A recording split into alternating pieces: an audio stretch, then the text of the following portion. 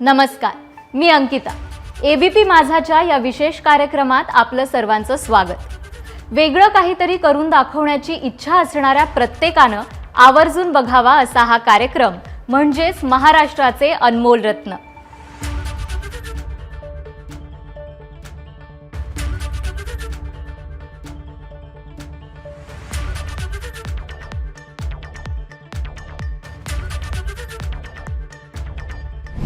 सूर्यदेवतेचा आशीर्वाद म्हणून मिळणारी सौर ऊर्जा प्रत्येकाला मिळावी आणि त्यांचं जीवन समृद्ध व्हावं हे विजन घेऊन एका तरुणानं कामाला सुरुवात केली.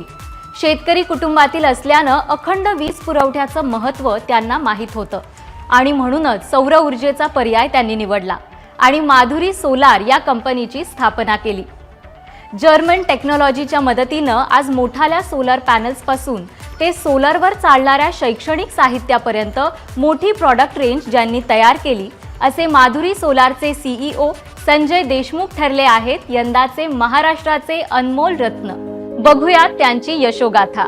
ओव्हरऑल जर आपण तसं पाहिलं तर महाराष्ट्र हा नंबर 1 स्टेट आहे की ऑल स्टेटमध्ये सर्वात जास्त सोलरमध्ये काम करणार. तर मी म्हणतो की असं काय याच्यामध्ये टेक्नॉलॉजी की जे आपल्याला नाही बनवता येणार आहे.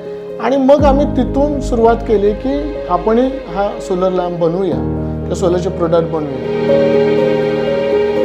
तर ब्रँड नेम देत असताना 2 गोष्टी डोक्यामध्ये होत्या की तो इझिली लक्षात राहायला पाहिजे ग्रामीण भागातल्या लोकांच्या.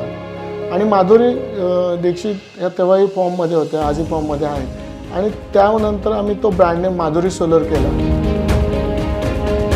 गावामध्ये लोकांना गॅदरिंग करून त्यांना एकत्र बोलवून आम्ही त्यांना सोलरविषयीची माहिती द्यायचं. एक प्रोडक्ट लोकांच्यापर्यंत पोचत होता. आम्ही जे रेड अँड व्हाईट ऑफर बनवलेली होती ती मार्केटमध्ये खूपच पॉप्युलर होत होती. मग याच्याविषयी थोडेसे लोकांना शंका निर्माण झाली टेक्निकल लोकांना. त्याच्यामध्ये शिरोडकर नावाचे एक त्यांचे डिस्ट्रीब्युटर्स होते टाटा सोलरचे. तर ते मला भेटायला आले. ते म्हणजे तुम्ही काही मार्केटमध्ये विकता किंवा चुकीचं, कारण त्यांच्या शोरूमला जाऊन लोकांनी विचारलं तुमच्याकडे ते रेड अँड व्हाईट आहे का. मग त्यामुळे त्यांना शोध घेत ते माझ्यापर्यंत आले आणि मग मी त्यांना दाखवलं की हे आम्ही असं करतो, टेक्निकल का नाही चालणार. मग मी टेक्निकल त्यांना सांगितलं की सर जनरेट एवढी होते आणि तुम्ही यूज होते, कारण पूर्वी CFL लॅम्प होतं, आता LED आहेत. मग हे करत असताना ते म्हणले ठीक आहे मला तुमचे काही सॅम्पल्स द्या. मी म्हटलं सर तुम्ही सॅम्पल्स घेऊन जा. मग आम्ही ते सॅम्पल घेऊन झाले आणि त्याचा रिव्हर्स इफेक्ट असा आला की सर्वात मोठी ऑर्डर पहिली त्यांनी मला दिली. संजय देशमुख यांनी सौर ऊर्जेच्या क्षेत्रात कामाला सुरुवात केली तेव्हा चीनी उत्पादनांची मार्केटमध्ये रेलचेल होती. परंतु या द्रष्ट्या उद्योजकानं त्यांच्याशी स्पर्धा न करता आपली वेगळी ओळख तयार करण्यावर भर दिला. 2006 साली आम्ही मेडामध्ये रजिस्ट्रेशन केलं. तेव्हापासून गव्हर्नमेंटमध्ये मी आजही काम करतो. असं एकही डिपार्टमेंटने की जिकडे सोलर लागतं त्या डिपार्टमेंटमध्ये काम केलं नाही माधुरी सोलरने. असं एकही गाव नाही, वाडी नाही, वस्ती नाही की जिथे आम्ही काम केलं नाही. माधुरी सोलरला अख्खा महाराष्ट्र ओळखतो. असं सोलरमुळे खूप ठिकाणी त्याचे यूज झालेले आहेत. जेव्हा जेव्हा आम्ही डीलर्स माझ्याकडे यायचे तेव्हाही म्हणजे 2005-06 साली सुद्धा मी सांगत होतो पुढचे 10-15 वर्ष तुम्हाला ट्रेड चेंज करायची आवश्यकता नाही. आणि आज 2025ला सुद्धा मी ते सांगतो की इथून पुढे 10 वर्ष तुम्हाला दुसऱ्या फील्डमध्ये जाण्याची आवश्यकता नाही. म्हणजे माझा हा प्रवास 25 वर्ष माधुरी सोलरला आज कंप्लीट होत आहे. माधुरी सोलर ही महाराष्ट्रातली एकमेव कंपनी आहे की जी PVमध्ये आम्ही काम करायला सुरुवात केलं, फोटोवोल्टिक म्हणजे लाईट रिलेटेड, आणि आजही ते करतोय. पूर्वीचा कंदील आणि लँटर्न हा एकच आहे, केरोसिनचा कंदील आणि दिसायला सारखे आहेत. ती लोक विचारायचं की याच्यात रॉकेल कुठून टाकायचं. म्हणजे असे खूप गमती आहे. तर त्यांना आम्ही सांगितलं की हे सोलर प्लेटवरती चालतो. मग ते प्लेटवर ठेवायचे कुठे चालतो विचारायचं. मग ह्या गमती आम्ही एन्जॉय करत खरं तर हे बिझनेस पुढं घेऊन गेलो आणि आज आम्ही इथे आहोत. जे लोक इलेक्ट्रिसिटी वापरतात ते आमचे कस्टमर आहेत, कारण त्यांचं इलेक्ट्रिसिटी जर बिल कमी करायचं असेल तर आम्ही सोलर लावू शकतो. जे इलेक्ट्रिसिटीच नाही आहे त्यांच्याकडे, आजही जे इलेक्ट्रिसिटीपासून वंचित आहे त्यांना सुद्धा सोलर हे एकच सोल्युशन आहे. त्याच्यामध्ये कोणत्याही प्रकारचे ऑपरेटिंग कॉस्ट नाही तुम्हाला. अशा प्रकारे एक निश्चित विजन घेऊन सुरू केलेला हा व्यवसाय आज आंतरराष्ट्रीय स्तरावर पोहोचला आहे. क्वालिटीमध्ये कोणतीही तडजोड न करण्याचं तत्व इथे कसोशीनं पाळलं जातं अगदी रॉ मटेरियलच्या निवडीपासून ते फायनल प्रॉडक्ट आणि विक्रीनंतरच्या सेवेपर्यंत प्रत्येक टप्प्यावर गुणवत्तेला सर्वाधिक महत्त्व दिलं जातं. माधुरी सोलर हे सौर पंपामध्ये, कुसुम सौर पंप योजनेमध्ये पण गेले 4-5 वर्ष काम करत आहे. आतापर्यंत जवळजवळ आम्ही 25,000 पंप इन्स्टॉल केलेले आहेत. त्या सोलर पंपामध्ये आता तुम्ही पूर्ण 7 दिवस दिवसा पाणी देऊ शकता ॲज अँड व्हेन. तुम्हाला जेव्हा पाहिजे तेव्हा जर त्याला फीड केलं पाणी, तर हे पाणी देत असताना की उत्पन्न खूप वाढतंय. सर्व पंप GPRSने किंवा नेटने जोडले गेलेले आहेत. तुमचा पंप किती वाजता ऑन झाला, किती वेळ चालला, किती आउटपुट दिला, हा सगळा डेटा स्टेट गव्हर्नमेंट आहे आणि सेंट्रल गव्हर्नमेंट आहे, दोघांच्याकडे पण आहे. गव्हर्नमेंट ऑफ महाराष्ट्राने 90% सबसिडीवरती ह्या सिस्टम्स अवेलेबल करून दिले आणि फक्त 10% तुम्हाला पेमेंट भरायचं आहे किंवा SC/ST असतील तर 5%च पैसे भरायचे. म्हणजे की हिडन बेनिफिट्स काय आहेत की पावसाळ्यामध्ये आपण पाहतो की सर्वत्र पाणी जर पावसाचं असेल तर विहिरीला मी पाणी भरू शकतो किंवा नदीमध्ये पाणी किंवा ओढ्याचं पाणी मी पिऊ शकतो. सगळीकडे गढूळ पाणी असतं. पण अशा ठिकाणी जर एखादा सोलर पंप असेल एखाद्या वस्तीमध्ये किंवा जवळपास पंप असेल तर त्या केसमध्ये तुम्हाला त्या पाण्याचा वापर करता येऊ शकतो. ढगाळ वातावरणामध्ये सुद्धा तुम्हाला रिक्वायर्ड जे काही पाणी आहे पिण्यासाठी वगैरे एवढं तर चालतंच, पण शेतीसाठी सुद्धा चालतं. म्हणजे नुसतंच क्लाउडी ॲटमॉस्फिअर असेल तरी सुद्धा आज पंप त्याच्यामध्ये चालतात. आता वातावरण आहे ते पावसाचं आहे, तरी पण पाणी चांगल्या पद्धतीने फेकत आहे. ढगाळ वातावरण असलं तरी बी माझा पंप सकाळी 9 ते संध्याकाळी 6 पर्यंत चालू राहिला आहे. माधुरी सोलर एकमेव अशी कंपनी आहे की जे तुम्हाला सोलर बरोबर ॲग्रिकल्चरची जोड पण आहे. आमची एक मी शेतकरी नावाने पण एक फर्म आहे, त्याच्या अंडर आम्ही हे सल्ले देत असतो किंवा त्या शेतकऱ्यांना मदत करत असतो. पहिल्यांदा असं होणार आहे मार्केटमध्ये की जसं यूज वाढच आहे, जे रेट्स आहेत आपण इलेक्ट्रिसिटी देतो ते कमी व्हायला सुरुवात आहे. ग्रामीण किंवा शहरी हा विषय राहिलाच नाही. एव्हरीवन की प्रत्येकजण नी सोलरचा वापर केला गेला पाहिजे. नॅशनल प्रोग्राममध्ये आपण भाग घेतला गेला पाहिजे. एक नॅशनल रिस्पॉन्सिबिलिटी पण आहे सर्वांची की आपण सोलर कुठेतरी वापरलं गेलं पाहिजे. तर त्यामुळे सोलर पंप्स वापरा आणि नवीन टेक्नॉलॉजी वापरा. अशा प्रकारे कष्टाला दूरदृष्टीची जोड दिली तर छोट्या गावातून येऊनही आंतरराष्ट्रीय स्तराचा व्यवसाय उभा करता येतो.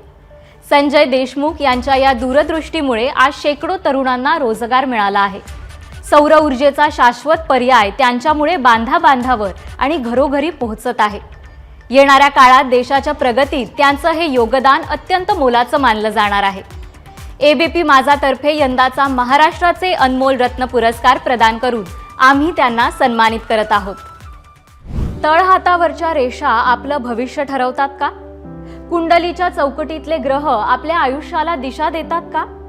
सटवाईनं लिहून ठेवल्याप्रमाणेच आपण खरंच जगणार आहोत का? आणि हे सगळे मनाचे खेळ आहेत की यामागे काही शास्त्र आहे? असे प्रश्न जेव्हा तुमच्या माझ्यासारख्या सामान्य माणसांना पडतात तेव्हा आपल्याला गरज भासते ती एका जाणकार अभ्यासकाची. ज्योतिष विद्येतील असेच एक अभ्यासू व्यक्तिमत्व म्हणजेच ज्योतिषाचार्य आदिनाथ साळवी. विधिलिखित ज्योतिष कार्यालय या आपल्या संस्थेच्या माध्यमातून जनसामान्यांचं आयुष्य सुखकर करणारे आदिनाथ साळवी ठरले आहेत महाराष्ट्राचे अनमोल रत्न. जाणून घेऊयात त्यांच्या कार्याविषयी. माझा जन्म अहमदनगर येथे महाशिवरात्रीच्या दिवशी 1971ला झाला. माझं बालपण वयाच्या 12 वर्षापर्यंत अहमदनगरमध्ये गेलं. 12 वयानंतर आम्ही पुण्यात आलो. माझं सर्व शालेय शिक्षण, कॉलेजचं शिक्षण हे पुण्यामध्येच झालं. पुणे विद्यापीठातून मी पदव्युत्तर पदवीपर्यंत शिक्षण घेतलं आणि त्यानंतर ज्योतिषशास्त्रावरची अनेक पुस्तके वाचत मी जे ज्ञान घेतलं त्याचा लोकांना जास्तीत जास्त उपयोग कसा करून देता येईल यासाठी मी 8 डिसेंबर 1994ला मार्गशीर्ष महिन्यामध्ये चंपाषष्ठीच्या शुभमुहूर्तावर पुण्यामध्ये विधिलिखित ज्योतिष कार्यालयाची सुरुवात केली. तुमचा भावी जोडीदार कोण असेल विस्तृत माहिती लोकांना देऊन त्यांना जोडीदाराचा शोध घेण्यामध्ये मदत करण्याचं कार्य गेली 30 वर्षे करतो. अनेक राजकीय व्यक्ती निवडणुकीमध्ये त्यांना विजय प्राप्त करण्यासाठी काय केलं पाहिजे, काय केल्याने निवडणुकीमध्ये विजय प्राप्त होईल या संबंधी मार्गदर्शन घेण्यासाठी माझ्याकडे येतात. करिअर संबंधित भविष्यामध्ये नोकरी करावा का व्यवसाय करावा, शिक्षण कोणत्या क्षेत्रात घ्यावं या संबंधित मार्गदर्शनासाठी तरुण माझ्याकडे मोठ्या संख्येने येतात. गेल्या 30 वर्षाच्या माझ्या अनुभवातून मी छातीठोकपणे सांगतो की जर माझ्याकडे आल्यानंतर त्यांचं काम होणार असेल तरच आपण त्यांना त्यासाठी दैवी उपाय सुचवतो. जर त्यांचं काम होणार नसेल तर त्यांना स्पष्ट शब्दामध्ये आपण त्याची पूर्ण कल्पना देतो आणि याचा 5 लाखाहून जास्त लोकांनी अनुभव घेतलेला आहे. सरांचं माझं जवळजवळ 92-93 पासून जी मैत्री आहे ती सतत मैत्री आहे. आदिनाथ सरांचा अभ्यास खूप सखोल आहे, त्यांचं संशोधनात्मक कार्य आहे आणि त्याचा जनता जनार्दनांना खूप चांगला फायदा झालेला मला माहिती आहे.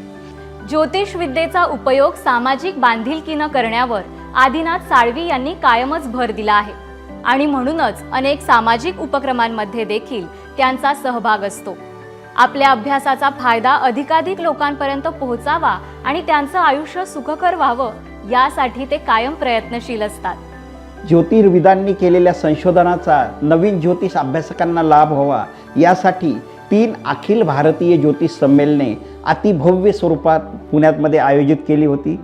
2025मध्ये आपल्या विधिलिखित ज्योतिष कार्याला 30 वर्ष पूर्ण झाल्याबद्दल विधिलिखित त्रिदशकोत्तर सोहळा या नावाने एक फार मोठा कार्यक्रम आयोजित केला होता.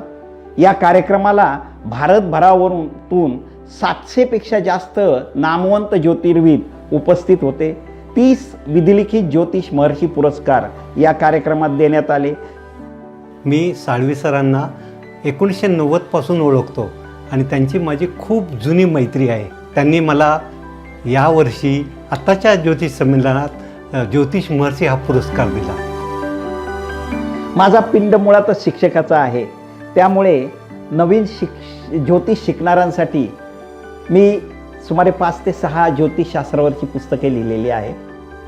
आपण ज्योतिषशास्त्रामध्ये आल्यानंतर अनेक मोठी प्रेडिक्शन केलेली आहे. सामान्य माणसांचं भविष्य तर आपण सांगतोच, मात्र राजकीय दृष्टीने 2004च्या लोकसभा निवडणुकीच्या 6 महिने अगोदर 12 जानेवारी 2004ला जाहीर केलं होतं काँग्रेसचं सरकार येणार आणि पुढचे पंतप्रधान डॉक्टर मनमोहन सिंग होतील. आणि हे प्रेडिक्शन आपण सोनियाजी गांधींना फॅक्स करून त्यावेळेला कळवलेलं होतं आणि ते भविष्य माझं खरं झालं. त्यानंतर खऱ्या अर्थाने मी लाईमलाईटमध्ये आलो. आपल्या भाग्यात काय लिहिलेलं आहे ते जाणून घ्यावं आणि त्याप्रमाणे आपलं कर्म असावं असा महत्त्वाचा विचार साळवी सातत्यानं मांडत असतात. केवळ भविष्य जाणून घेणं महत्त्वाचं नसून त्याप्रमाणे आचरणात, जीवन पद्धतीत बदल कसे करावे याबद्दल ते मार्गदर्शन करतात आणि म्हणूनच आजवर हजारो लोकांना त्यांच्या मार्गदर्शनाचा लाभ मिळालेला आहे.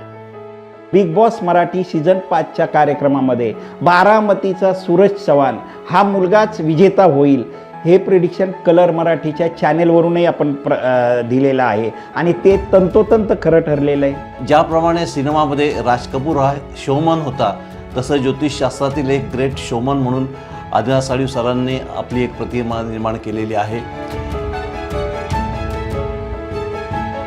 मला पुण्यामध्ये 6 ते 7 संस्थांनी मिळून समाजभूषण देवमाणूस पुरस्कार मिळाला. प्राईड ऑफ इंडिया हा पुरस्कार मला कर्नाटकमध्ये बेंगलोरला कर्नाटक विधानसभेचे त्यावेळचे अध्यक्ष यांच्या हस्ते 17 मार्च 2012 रोजी मिळाला. असे अनेक पुरस्कार आत्तापर्यंत मला प्राप्त झालेले आहेत. पुण्यामध्ये आपण अतिभव्य स्वरूपामध्ये महानेत्रदान सोहळा आयोजित केला होता.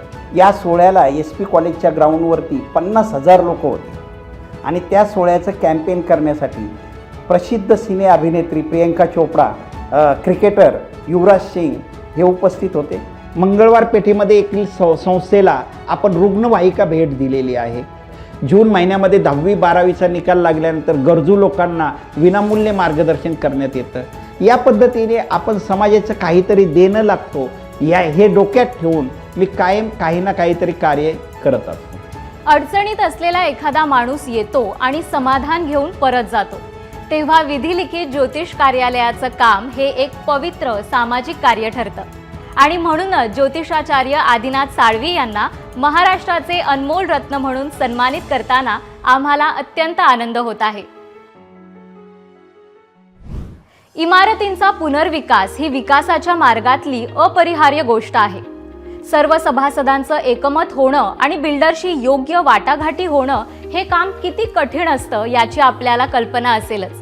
अशा वेळी सभासद आणि बिल्डर यांच्यामध्ये एखादा समंजस दुवा असला तर काम सोपं होतं.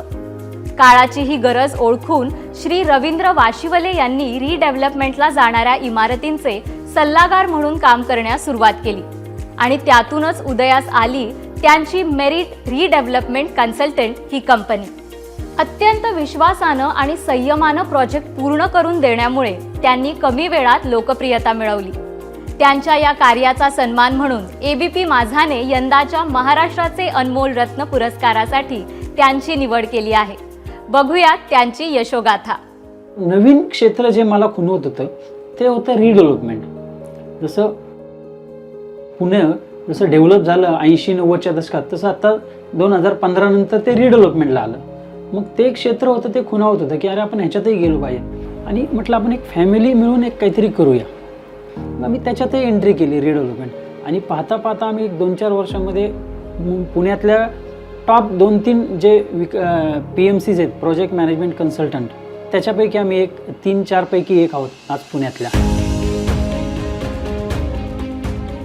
काळाची गरज ओळखून सोसायटीसाठी आम्ही सल्लागार म्हणून प्रोजेक्ट मॅनेजमेंट कन्सल्टंट ही आमची company merit redevelopment consultants private limited या कंपनीची स्थापना केली आणि सगळे कन्सल्टंट एकाच छताखाली आम्ही डायरेक्टर आहोत. अशा पद्धतीने हा आमचा प्रवास चालू झाला.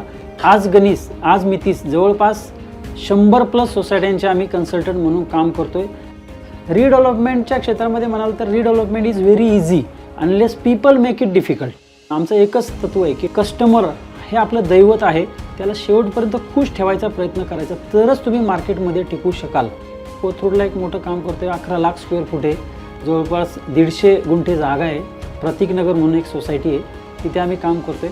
आमची मेरिट ग्रुप ऑफ कंपनीज ही जी एक कंपनी आहे ह्याच्या अंडर आम्ही वेगवेगळे डिपार्टमेंट्स केलेले आहेत. ज्यावेळेस आम्ही रिडेव्हलपमेंटमध्ये प्रेझेंटेशन देतो, रिडेव्हलपमेंटसाठी लोकांना भेटीगाठी घेतो, त्यावेळेस बऱ्याचशा लिगल कॉम्प्लिकेशन्स असतात, बऱ्याचशा अडचणी असतात, कोर्ट मॅटर असतात, परंतु त्याच्यावरती आम्ही अगदी व्यवस्थितरित्या मार्ग काढतो. आमच्याकडे तशी एक्सपर्ट टीम आहे. आम्ही आज गेली 20-22 वर्ष ह्या क्षेत्रामध्ये आहे आणि मी लोकांना विश्वास देत असतो की every problem comes with solution. गेल्या 2-3 वर्षापासून प्रतीकनगरमध्ये पुनर्विकासाच्या दृष्टीने प्रयत्न चालू होते. सर्वात प्राथमिक जी पायरी होती ती म्हणजे PMC सिलेक्शन. आम्ही जवळजवळ 12-13 कोटेशन्स मागवले होते.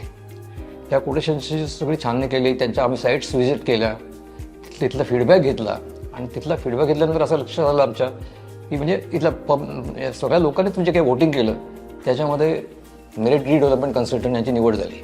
तर त्यांच्याकडनं आम्हाला भरपूर अगदी वेळेवरती साथ मिळाली. फिजिबिलिटी रिपोर्टसुद्धा त्यांनी जे काही प्रेझेंटेशन केलं होतं, सगळ्या गोष्टी कुठेही न थांबता त्या पुढे जात राहिल्या आणि त्यातून आज आम्ही आत्ता डेव्हलपमेंट ॲग्रीमेंटसाठी किंवा त्याच्या आधी जे काही फ्लोअर प्लॅन्स वगैरे त्या स्टेजपर्यंत आम्ही येऊन गेलेलो. मेरिट टीम बरोबरच प्रत्येक इमारतीचे जे प्रतिनिधी आहेत किंवा प्रत्येक इमारतीचे जे ऑफिस बेरर त्यांचं सगळ्यांचं सहकार्य मिळाल्यामुळे एवढा मोठा प्रोजेक्टसुद्धा सहजरित्या 1 वर्ष 1.25 वर्षात आपण पुढे नेऊ शकलो. गेल्या 2 वर्षापूर्वी आमचं रिडेव्हलपमेंटला जाण्याचा प्लॅनिंग झाला सोसायटी ॲज अ सोसायटी म्हणून. 2023 एप्रिलमध्ये रिडेव्हलपमेंटसाठी आम्ही आमची घरं खाली केली, बिल्डरच्या ताब्यात दिली आणि काम करत असताना प्रत्येक वेळी ॲज अ मेरिटचे डायरेक्टर आमच्या वेळोवेळी सोसायटीला व्हिजिट देत होते, कशा प्रकारे काम चालले पाहत होते आणि आम्हाला पूर्ण सहकार्य मेरिटने आम्हाला या कामामध्ये केलेलं आहे. साधारण 1 महिनाभरात आता आम्हाला सोसायटीला पोझिशन बिल्डर देत आहेत आणि आम्ही मेरिट आणि मेरिटच्या टीमवरती एकदम समाधानी आहोत. आज आमच्याकडे अभिमानाने सांगावं असं वाटते की जवळपास 1000हून जास्त डेव्हलपर्सचं आम्ही आज कन्सल्टंट म्हणून काम करतोय. प्राऊडली फील करतोय आम्ही की 1000 मोर दॅन 1000 ज्यामध्ये लिस्टेड कंपन्या आहेत. गोदरेज, L&T, शापूरजी, हिरानंदानी, वाधवा, मॅजेस्टिक, मंत्रा, नाईक नवरे, जो कुठला तुम्ही ब्रँड पुणे मुंबई अराउंडचा घ्याल त्याचे आम्ही कन्सल्टंट आहोत. एवढ्या मोठ्या कंपन्या मला फोन करतात म्हणजेच आम्ही कुठंतरी मार्केटमध्ये आहोत आणि आम्ही त्यांच्या जे काय अपेक्षा आहे त्यांना आम्ही पुरे पडतो आहे असं आम्ही समजतो आणि त्यांना आम्ही डोअर स्टेप सर्व्हिस दिल्यामुळंच आम्ही आज या ठिकाणी आहोत आणि मी ह्यालाच आमच्या कंपनीचं मेरिट समजतो. नावाप्रमाणेच फक्त मेरिटवर काम करणारे श्री रवींद्र वाशिवले यांचं काम हे महानगरांच्या निकोप विकासाच्या दृष्टीनं अत्यंत महत्त्वाचं मानलं जात आहे. त्यांच्या कार्याला एबीपी माझाच्या मनापासून शुभेच्छा. पुन्हा भेटूया पुढच्या रविवारी दुपारी 2 वाजता फक्त एबीपी माझावर.